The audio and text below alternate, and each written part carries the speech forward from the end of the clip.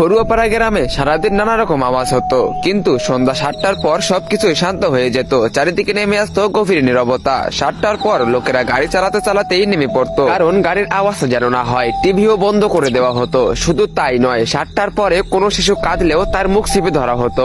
একদিন সন্ধ্যা 7টার সময় একজন লোক চুপি চুপি হেঁটে যাচ্ছিল। তখনই তার সামনে একটি ইঁদুর এসে পড়ে। ইঁদুর দেখে লোকটি ভয়ে চিৎকার করে ওঠে, আর ঠিক তখনই সেই লোকটির শরীর ছিঁড়া টুকরা হয়ে যায়। যারাই সামান্য আওয়াজ করতো তাদের সবার সঙ্গেই এমনটা ঘটতো, এমনকি ভুলবশত আওয়াজ হলেও। পরের দিন রাইস্টার ভুল করে পড়ুয়াপাড়া গ্রামে ঢুকে পড়ে। অচেনা রাইস্টার এগিয়ে যাচ্ছিল, এমন সময় সন্ধ্যা হয়ে আসে। চারিদিকে কেবল একটি আওয়াজ শোনা যাচ্ছিল, 7টা বাজতে আর কয়েক মিনিট বাকি আছে। ঠিক তখনই রাইস্টার দেখতে পায় যে পাশ দিয়ে একটি লোক গাড়ি চালিয়ে আসছিল। হঠাৎ গাড়ি থেকে নেমে গাড়ি না চালিয়ে ঠেলতে ঠেলতে গাড়িটাকে সামনে নিয়ে যাচ্ছিল। এটা দেখে রাইস্টার আশ্চর্য হয়ে যায়। সে তখন তার বাইক থেকে নেমে লোকটির কাছে যায় এবং জিজ্ঞেস করে, আরে ভাই, আমাকে একটা কথা বলো তো, তুমি গাড়ি চালাতে চালাতে হঠাৎ ধাক্কা দিয়ে নিয়ে যাচ্ছ কেন? আর এই অদ্ভুত আওয়াজটা কিসের? লোকটি বলল, আরে তোমার মরার ইচ্ছা না থাকলে মুখ বন্ধ করে রাখো। 7টা বাজতে আর মাত্র 2 মিনিট বাকি। তুমি অন্য কোনো কাজের লোক মনে হচ্ছে। চলো আমার বাড়িতে, তবে একটু আওয়াজ করবে না। এরপর রাইস্টার সেই লোকটির পিছু পিছু তার বাড়িতে চলে যায়। লোকটি রাইস্টারকে চুপ থাকার ইশারা করছিল।